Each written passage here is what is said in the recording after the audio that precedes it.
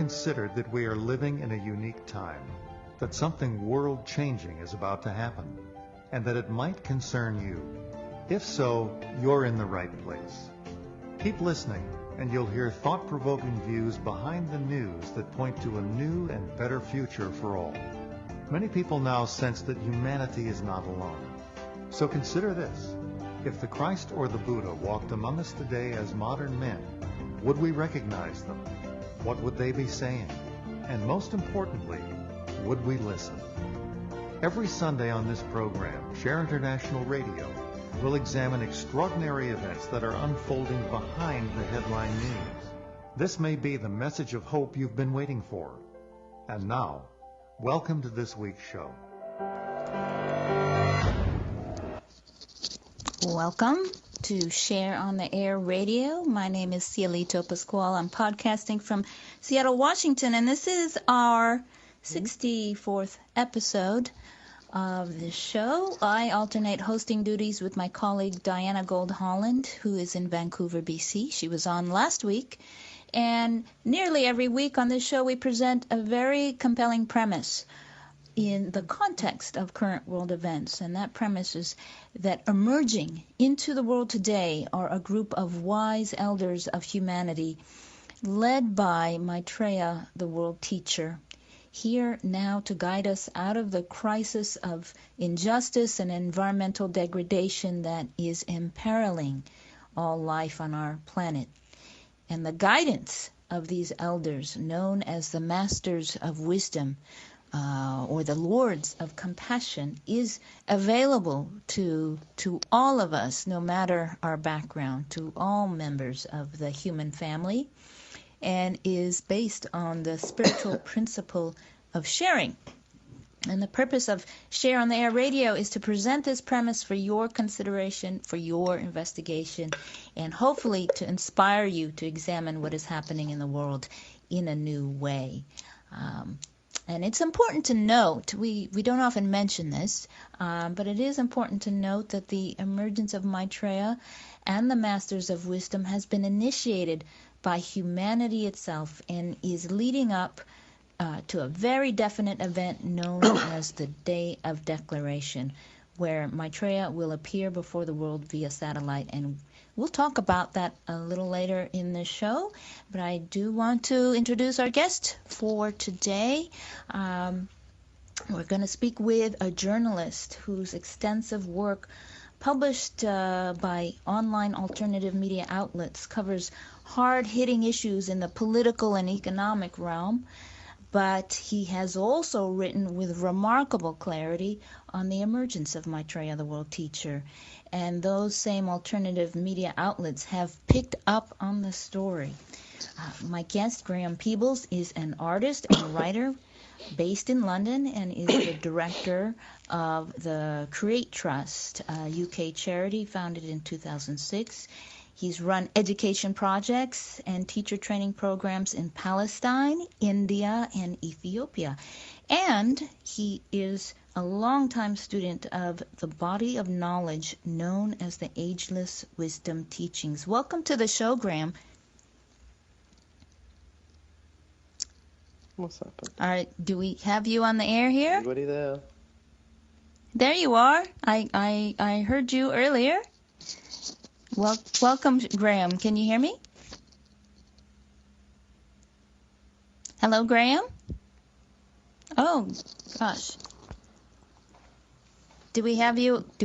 I know you're there. I can hear him. I hope he can hear me. Okay. Yeah, apparently he is connected. Graham? I know. I am going to see if I can just give him a Skype message to let him know I can hear him. And hopefully he can pick up on that. Graham just recently published an article on CounterPunch, interestingly, for our U.S. audience who are activists. CounterPunch is a very familiar online media outlet. I'm just sending him a message. And many of Graham's articles have been published on that show. And I'm going to just read off some of the headlines of while we're waiting for him to. Oh gosh, I'm gonna just let. Oh, and the audience. I understand the audience can hear him. And we're going to try something here. I'm going to talk and send questions to Graham and see if we can get the show started that way. So I'm letting him know I'll send him questions. So I wanted to share with the audience the headlines of some of his articles so you get a sense of the range of what he covers.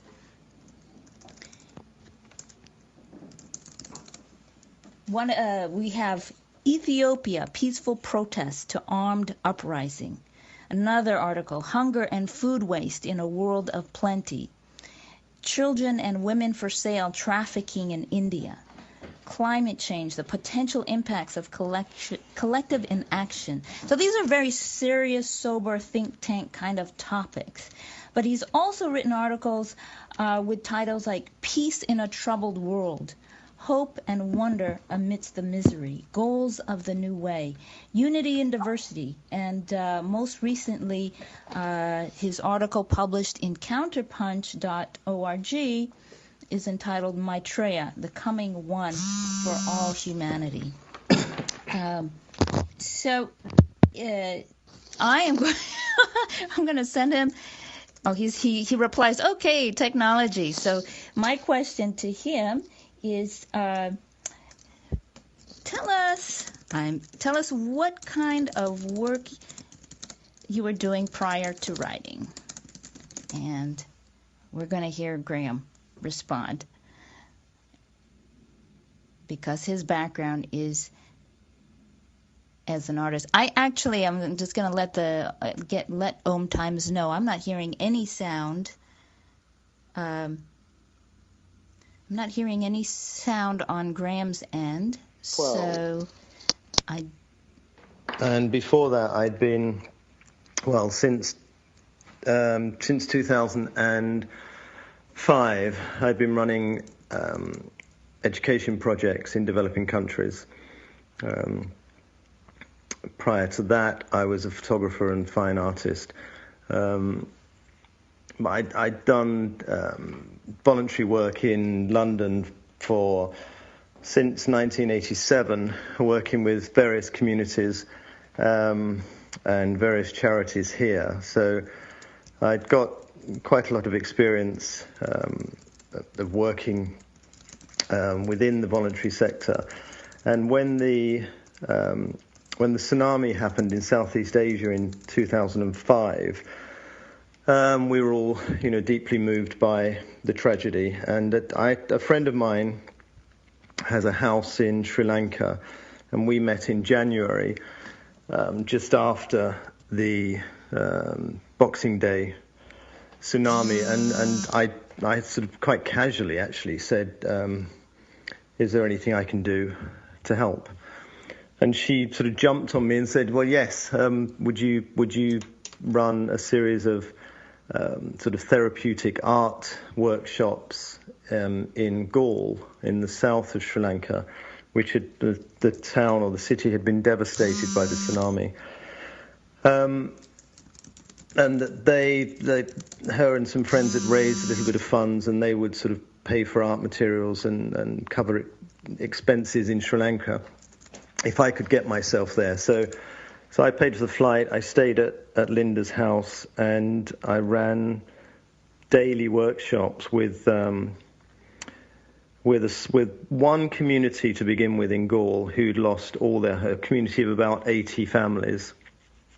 And they'd lost all of their homes. They were all living in canvas tents when I arrived.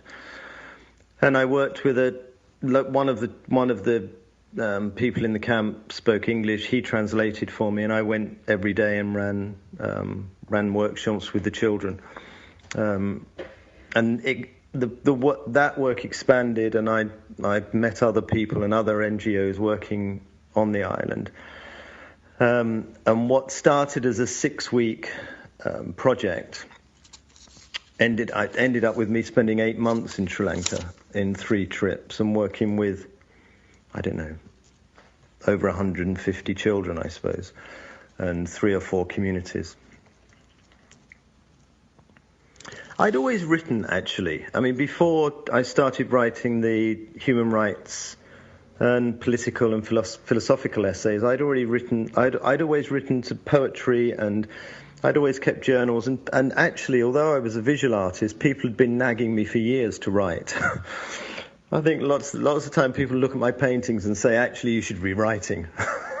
Which I wasn't sure whether it was a comment on my writing ability or actually my prowess as an artist, as a visual artist.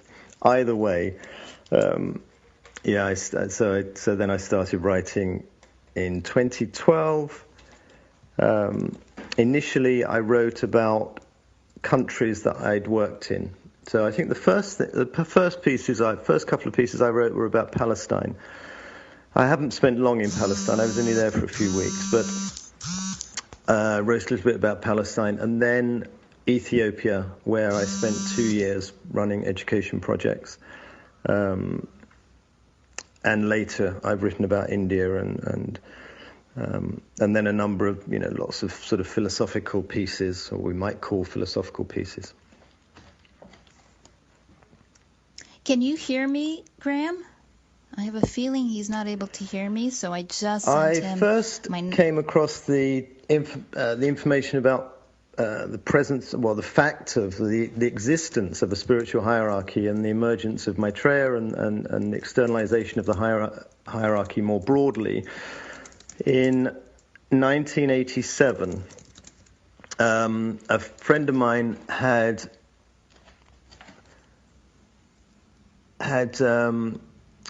been to a lecture by Benjamin Creme in Munich and mentioned what he'd listened to, and I found that Ben gave regular lectures here and went along to a friend's house. I think it was October 1987.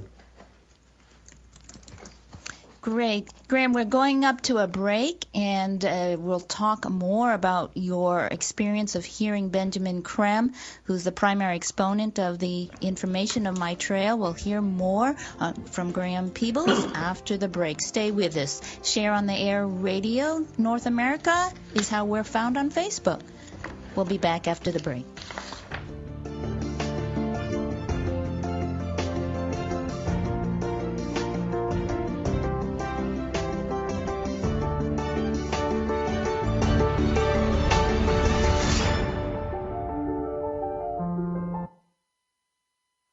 Conscious connection to a more mindful world.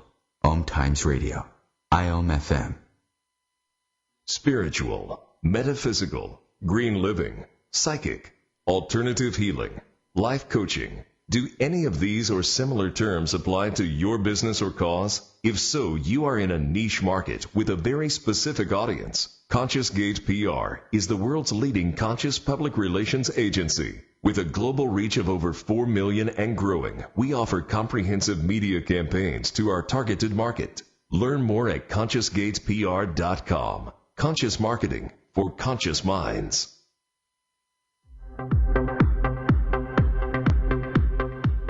Join Vibe Nation radio host, international psychic medium Carrie Turcotte, as she guides her listeners to rediscover themselves by accessing the keys of knowledge that already exist within. Each week's show is divinely orchestrated to intertwine with the universal energies, allowing the listeners to go deeper within. At the end of each show, Carrie will tap into the energies of the listeners and give a message from Spirit about the upcoming week. If you really want to get to know who you truly are, join Carrie each Monday at 3 p.m. on Vibe Nation Radio. Now there's a book about UFOs that stands out. British author Benjamin Creme has worked directly with the Space Brothers and writes about their spiritual mission in The Gathering of the Forces of Light, a truly inspiring book. Visit shareontheairradio.org for details. That's shareontheairradio.org. shareontheairradio.org. Hey, everybody, Rachel Ray here. Nothing brings a bigger smile to my face than cooking up a big meal for the whole family and lots of friends. But there's not enough room at my table for the 17 million kids in our country who struggle with hunger. That's why the Feeding America nationwide network of food banks collects surplus food to give hope to hungry kids. But they can't do it without your help. Support Feeding America and your local food bank at feedingamerica.org. A message from Feeding America and the Ad Council.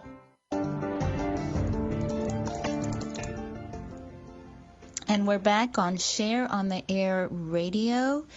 And I am speaking with Graham Peebles. He's a journalist in London. And we are communicating via Skype because unfortunately he can't, at the moment, he's not able to hear me, although we all heard each other at the beginning of the show. So there'll be a bit of a pause as I send questions via Skype and he responds. And he was in the prior segment explaining how he came to be writing and covering really hard-hitting issues around economics and politics, even though with a background as a photographer. So we're focusing on how one responds to a call. He responded to the tsunami in Sri Lanka a number of years ago, the big tsunami, and that started him on his way of working towards establishing his charity. But we're now talking about how he first heard about the emergence of Maitreya and the Masters of Wisdom. So I'll have him resume where he was talking about hearing the story.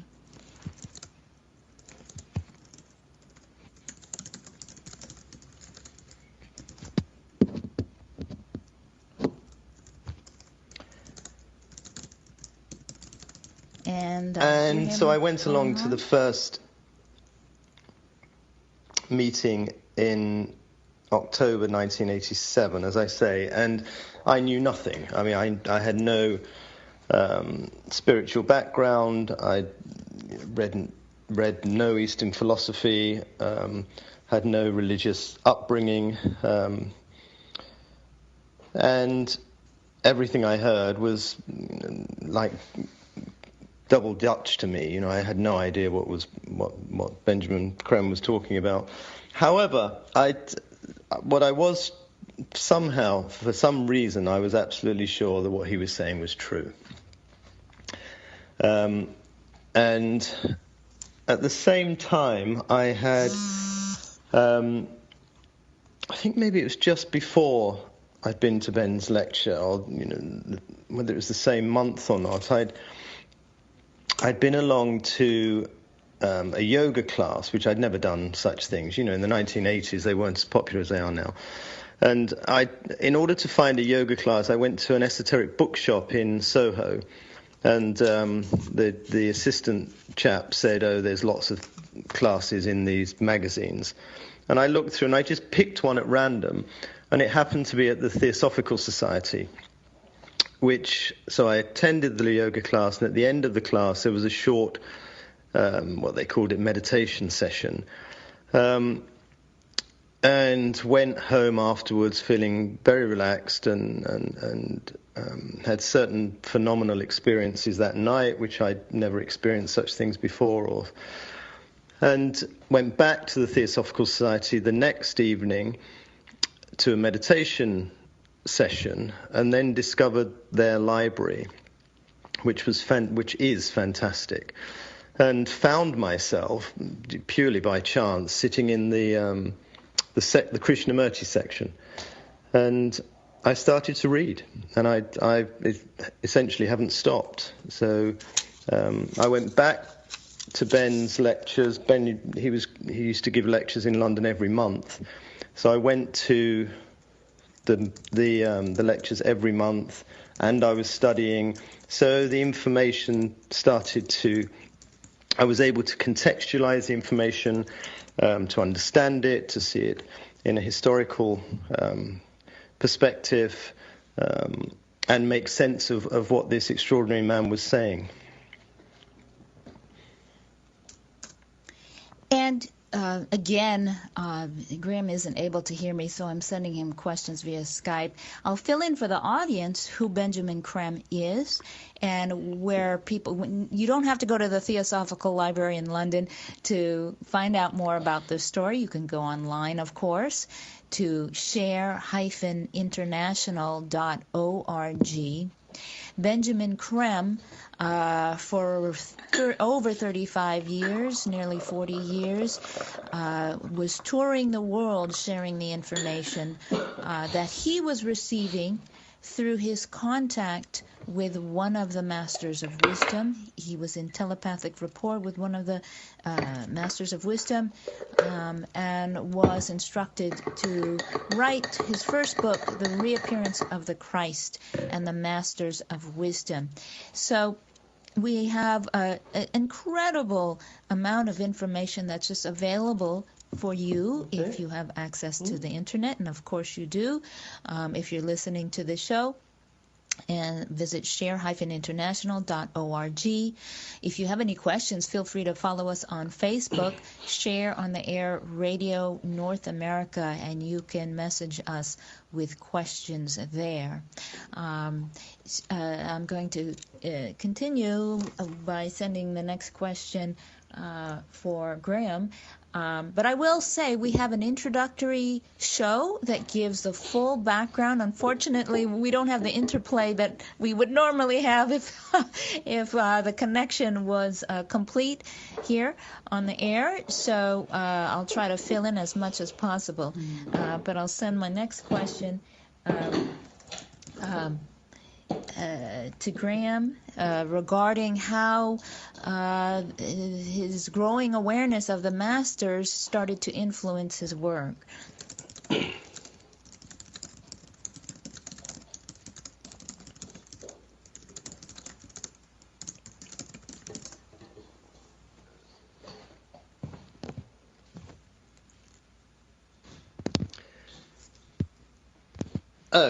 It changed everything. It absolutely changed everything in my life. That 1987, from then on, my life completely went in a different direction. As I say, I'd started to study, I'd started to meditate.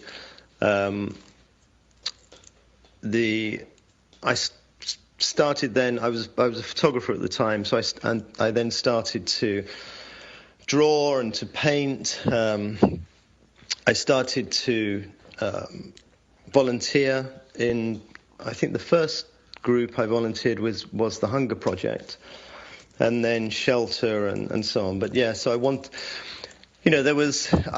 then to serve and to get involved, and I was waking up. I mean, it sounds ridiculous. I'd lived a very sleepy, self-indulgent life, often a miserable one, but nevertheless self-indulgent up until that point, I suppose. And in March 1988, having been sort of doing personal meditation for about 5-6 months and attending Ben's lectures, as I say, monthly, I started doing transmission meditation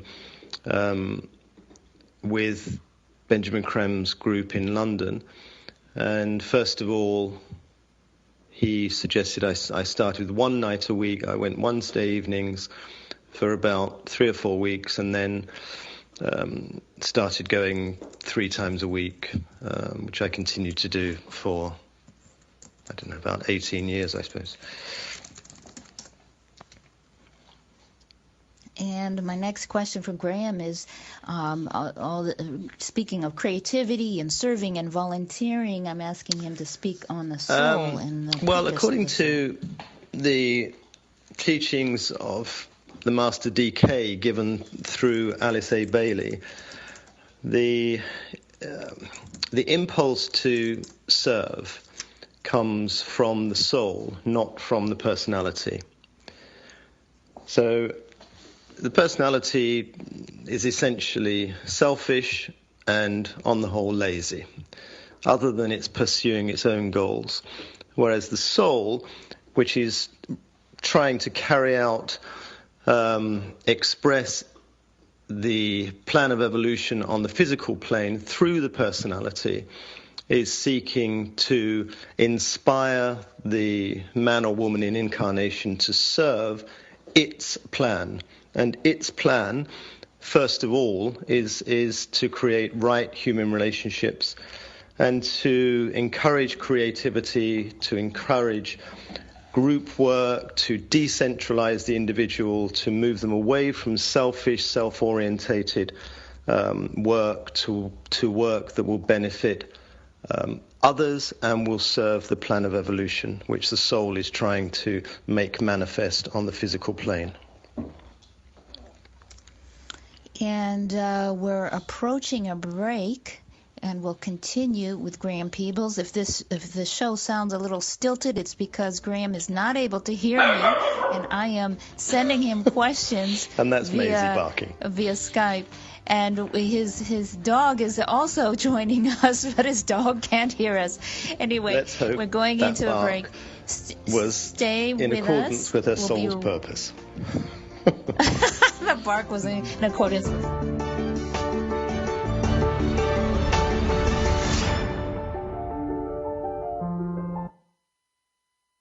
Free your mind.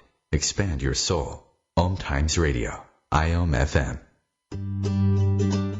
Have you bought into the idea that you have to work hard for your money, that business is hard? I will share some dynamic access consciousness tools to get you out of your own way so you can create a business that actually succeeds. Join me, Simone Millicers, on The Joy of Business at 4 p.m. Mondays Eastern. The Awakening of Humanity by Benjamin Creme is a concise, prophetic book about momentous changes soon to occur. It focuses on an unprecedented event, the emergence into full public life of Maitreya, the world teacher. Download the book free online. Visit shareontheairradio.org. That's shareontheairradio.org.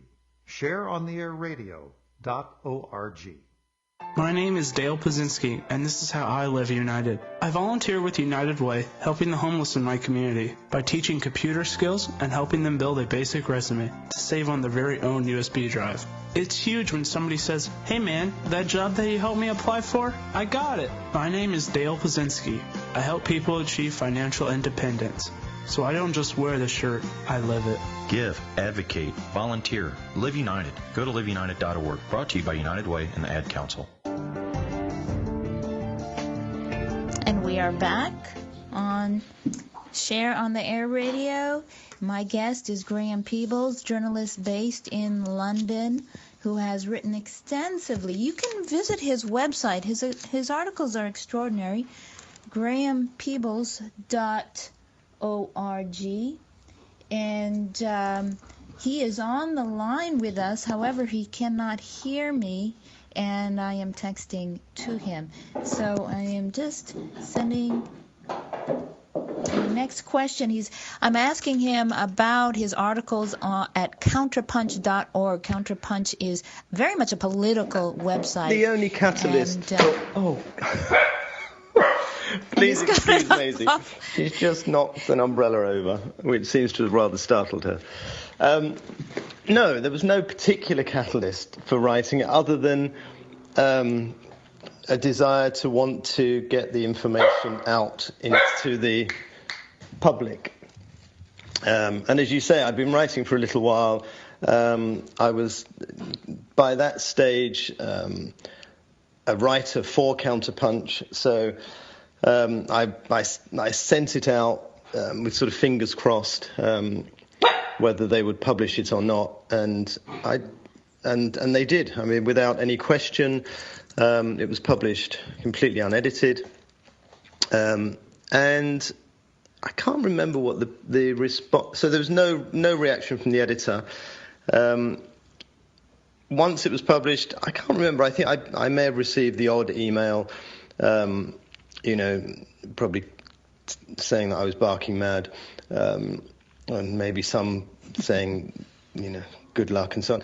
And I'd also sent it to Nation of Change. I'm also a writer for a magazine there called Nation of Change, and they had published not only the article, but they in 1988, Maitreya appeared in Nairobi at a regular service run by a woman, a healer there, extraordinary healer called Mary Akatsa, and he'd appeared out of the blue at one of her services, and photographs were taken by the editor of the Kenyan Times who was present. And that photograph, which is widely circulated, was published by Nation of Change in conjunction with the article. So I thought that was quite extraordinary. And what Graham is talking about, I kind of sent him more of the question to him than I articulated for the audience. He was describing having his first article on Maitreya. It was entitled Changing Times, A Tale of Hope and Wonder, published March 2014 at CounterPunch.org. And as I mentioned, CounterPunch... On my social media news feed, I see a lot of posts, a lot of articles from CounterPunch. Many of my friends share links from CounterPunch, and I know people who contribute to CounterPunch have written articles that have been widely shared. And as it turns out, CounterPunch has published 4 articles about Maitreya, written by Graham Peebles, very eloquently, since 2014. And his work has also been published, as he mentioned, on Nation of Change,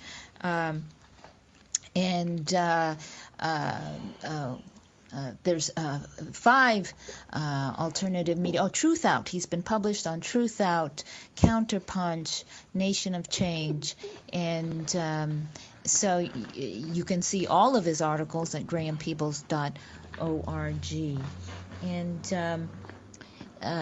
so I'm going to ask him about his organization,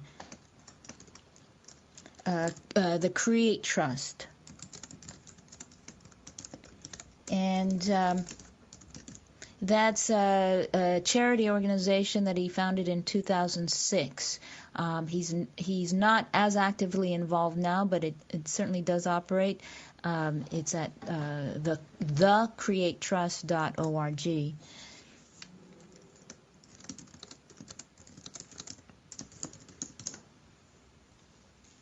And he's getting my Skype messages right now. So the Create Trust right now was set up in 2006. 2005, 2006.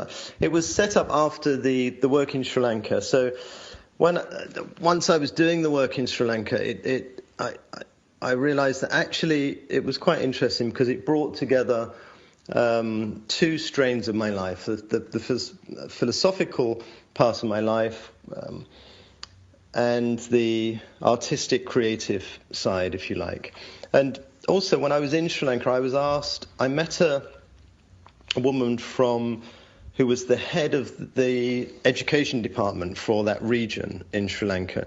And I went to see her, and we were just chatting about various things, and she said to me after the talk, would I be interested in giving a talk at a teacher training college in Sri Lanka, which was the state-run teacher training college for that region. So I said yes and went along and gave a talk about psychological and sociological conditioning and how that impacts on a child's imagination, their creativity, their sense of self, how fear is promoted, and the inhibiting effects of these methods.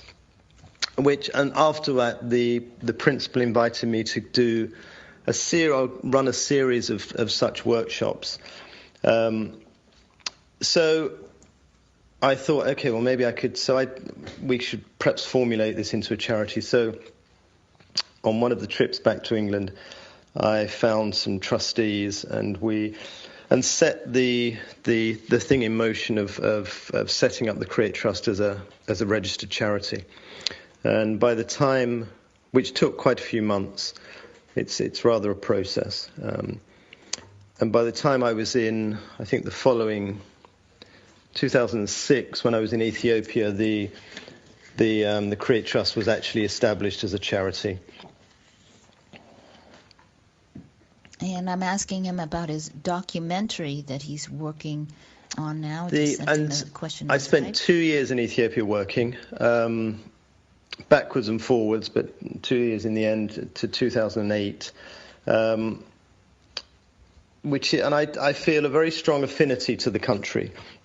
I have very close friends with Ethiopians, and as I say, I've written more about Ethiopia than anything else. And there's one particular region of the country called the Ogaden where people are being brutally repressed by the government, and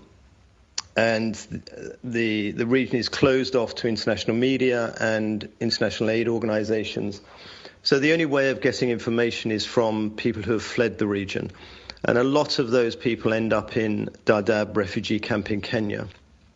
So in 2013, I was asked by a diaspora group to go to Dadaab and meet refugees and record their stories. So I wrote their stories, and we wrote many articles based on their experiences.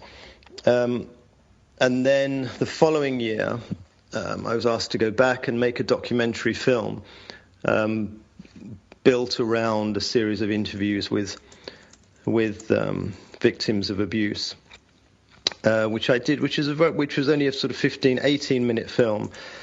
And actually, I've just returned from a third trip to Dadaab, where I met both victims of abuse and perpetrators, so defected soldiers who'd carried out the atrocities.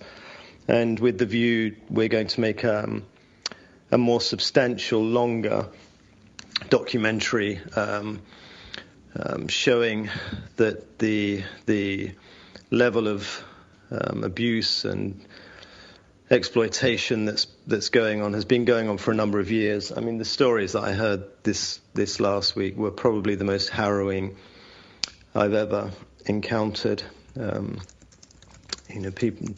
Soldiers talking about mass graves and, dreadful types of torture and, rape on a monumental scale. So it was all rather distressing. And again, for our audience, you can read Graham Peebles' articles at grahampeebles.org, GrahamPeebles.org, and you can see the documentary that he's describing at his site as well. It's very moving. It's very beautiful as well. So I'm quite grateful to know about what's happening in this part of the world. Otherwise, I would not know it without being connected to Graham. So I share that with all of you. And again, I'm Skyping questions to him. And I'm going to ask him how he squares what he has witnessed, what he's just witnessed in Kenya from his trip, with the message of hope presented by the information about the emergence of Maitreya. We are seeing so much tragic incidents. Well, there's no the contradiction world between the message of hope that is inherent in Maitreya's presence in the world and the emergence of the masters, and the suffering that people are going through. It's the suffering that people are going through is man-made. The hope of change, actually, the hope of change lies within humanity. We are the hope for change. The inspiration for change is Maitreya and the Masters. But one thing I would say is that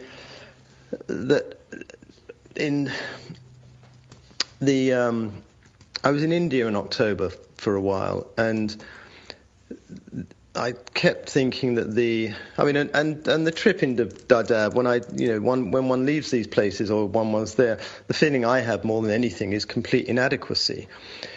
inadequate to the task or the challenge of meeting people's need. And what's needed is a healing energy. The world, the people of the world, there's so much pain and there is so much suffering that we need, it almost feels to me like what the world needs to be washed in a healing force that will cleanse the impurities which cause these tremendous anguish and pain in people, and free them from this internal conflict and suffering. And the only thing that can do that is Maitreya. The energy of love flowing through the centers, the etheric centers within each and every human being, purifying and cleansing and healing not just us, but the environment as well.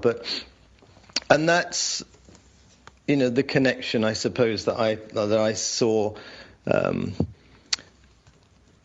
I was in Dadaab and have been reflecting on ever since.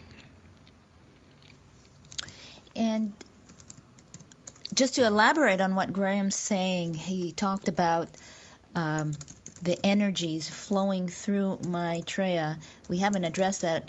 We have about a few seconds to the break. So I'll just continue. There's our break music. We're going to talk about those energies after the break in our final segment of Share on the Air Radio. I'm Cielito Pascual in Seattle, speaking with Graham Peebles in London. And we appreciate you listening. Stay tuned for the final segment. We're talking about making change in the world inspired by the emergence of Maitreya and the Masters of Wisdom. Free your mind. Expand your soul. OMTimes Radio. IOM-FM. The number one reason girls drop out of school in sub-Saharan Africa is lack of access to feminine hygiene products. The Pads for Schoolgirls Project, an outreach of Humanity Healing International, is changing this paradigm by setting up sewing programs at schools, teaching girls a vocational skill, while producing the reusable pads that help keep them attending classes. The girls pay it forward by making and giving pad kits to other girls in need. To learn more, visit humanityhealing.org. Humanity Healing is where your heart is. Hi, I'm Kelly Fox, host and astrologer of The Astrology Show. Each week, I'll give you access to the current transits, which are a valuable tool that provide astrological information to help unlock the potential each of us has. Understanding the stars can help steer us in the right direction to make better informed choices. So if you're wondering what's going to happen in your week ahead, be sure to tune in to The Astrology Show for guidance. Mondays at 9 p.m. Eastern Time. Are you on a spiritual path and want a quick reference guide? Look no further. The booklet Ageless Wisdom Teaching introduces key spiritual concepts, including reincarnation, meditation, and initiation. Download the book free online. Visit shareontheairradio.org for details. That's shareontheairradio.org. shareontheairradio.org. It only takes a minute to find out if you may have prediabetes, and you can do it at doihaveprediabetes.org. But you're probably not going to, are you? Kids, work, listening to the radio. You're busy, which is great because busy people can't get prediabetes. Oh my, I read that wrong. They can. Should have worn my glasses. So visit doihaveprediabetes.org and take a short test, because prediabetes can be reversed. Brought to you by the Ad Council and its Pre-Diabetes Awareness Partners. And we're back for our final segment of Share on the Air Radio. I'm with Graham Peebles, journalist. And you may hear a puppy barking in the background. We do hear him, but unfortunately he doesn't hear me. So I am sending questions to him via Skype, and we're doing pretty well. We're doing pretty well here. So in the last segment, Graham was talking about the energies of Maitreya cleansing the world. The world is in such a extraordinary transition, which for many of us is extremely troubling sometimes to see what's happening in the world. I do want to bring to your attention the idea of the energies. And we've mentioned Benjamin Creme several times. Benjamin Creme, as I said, has written quite a bit. He's the primary exponent. His work has continued. He passed on in October of 2016. But his work continues through many volunteers around the world, sharing this story, again, for your consideration, for your investigation, and you can investigate further. There are a number of books that Benjamin Creme has published, and you can also hear Benjamin Creme in his lectures in New York and in Tokyo. They are online on YouTube. Visit Share International on YouTube, and you will see entire lectures as well as short excerpts from Benjamin Creme's talks. So whatever time you have available, you can learn something very quickly by listening to those videos. So in regards to the energies, I'd like for the audience to keep in mind that physicists understand that everything is energy, and that is no different with the event of the emergence of Maitreya. And Maitreya and the masters are stewards of very potent cosmic and planetary energies which they direct into the world to aid in the great plan of humanity. These are energies that are stimulating. These are energies that are guiding. So when we see changes that may appear to be alarming, when we see divisions in the world that are troubling, these are all being stimulated. And when we see great occurrences in the world that are inspiring, especially people power movements, all of this is being stimulated by the energies of Maitreya, the good and the bad. And the result of that is that we are seeing in clear relief, we are seeing the difference, the distinction between what is progressive and forward-thinking for the benefit of humanity, and we're seeing very clearly what is regressive and suppressive of the progress of humanity. And that will help us as humanity make the choices that we need to make to move humanity forward. And in a moment, we're going to talk about the Day of Declaration. I'll ask Graham to explain that. So I am going to cue him with the next question on the biggest lesson he has learned from making a difference in the world.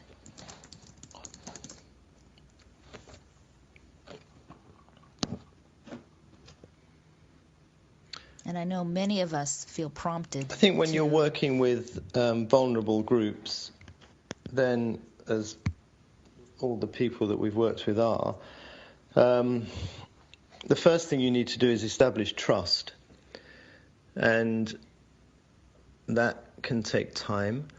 One of the best ways to establish trust is to be consistent and to do what you say you're going to do. I remember when, after the first trip to Sri Lanka, when I left, I said goodbye to the group, and there was one chap who was the sort of head of the group. They used to call him Baby, and he was lovely man. And I said, I'm going, Baby, and I'll be back. And he said, oh yeah, okay, Mr. Gray. They used to call me Mr. Gray. Blah, blah, blah, blah, he said. So anyway, I left, and I don't know, about a month later or something, I returned. Just turned up at the camp. They didn't know I was coming. And he said that after the tsunami, many NGOs, international and local and regional, turned up, and He said, they all said, we're going to do this, we're going to do that, we're going to do this. And he said, you're the only one who came back. And that was a big lesson. So, and the lesson was, if you say you're going to do something, do it. I think it's, lots of people want to do something to make a difference in the world and to serve and so on, but see the problems as too immense, and what can I do? I'm only one person, and so on. And it's true, and we all feel like that. And when you get engaged in things, I think sometimes you feel that even more. But my advice is then just to keep it simple. To identify an area of concern, something you feel sympathetic towards, and get involved. Start simply volunteering, little bit, and don't try to judge whether you're making a difference or not. Just, Maitreya says, puts it very simply and makes it so easy for us. He says, Maitreya says, take your brother's need as the measure for your actions and solve the problems of the world. And I think really it's as simple as that. The minute you think of somebody else, you stop thinking about yourself, your own self-pity and depression disappears, and you find that you're caught up in trying to do whatever you can, large or small, for somebody else. That's a beautifully eloquent. There's nothing more therapeutic than setting aside my own interest. The Maitreya's emergence, the gradual, steady, planned process of his emergence, which is taking place, will lead, according to Benjamin Creme, an extraordinary event, an unprecedented historic event, called by one of the masters called the Day of Days. It will be the Day of Days. Ben's called it the Day of Declaration, and it will be. But Maitreya is in the process of giving television interviews, and once his message is widely known, the expectation is that there will be public demands made on governments that this extraordinary man with this message of peace and sharing should be given the opportunity to address the whole of humanity. And that event will be the Day of Declaration. All the satellite televisions will be linked. The message will be given through the television networks at a particular time on a particular date. And Maitreya's face will appear on the television screens, but he will not speak. He won't say a word, but his message, his ideas, will enter the minds of everybody, every adult. I think above the age of 14, I think Ben has said. And everybody will hear his message inwardly, telepathically, similar to what took place at Pentecost with Jesus, where people heard the message in their own languages. So one of the masters has said that people everywhere will become like little children, full of trust, full of love, full of goodness, full of hope, full of aspiration, connected to one another like never before. And Benjamin Creme has said that people will feel saintly, they will feel at their best, as he puts it, at their most holy. I think because the energy of love, three things will take place on that day. The message will enter into the minds of all of humanity. There will be an enormous outflow of Maitreya's energy, which is the Christ principle, or the energy of love. He is the Lord of love. So this energy of love will flow through the hearts of everybody throughout the world. And the third thing that will happen is that there will be spontaneous healings on the physical plane. So it'll be a mental, emotional or heartfelt and physical experience. Maitreya himself has said it will be almost as if I've embraced the whole of humanity, that people will feel it even physically. So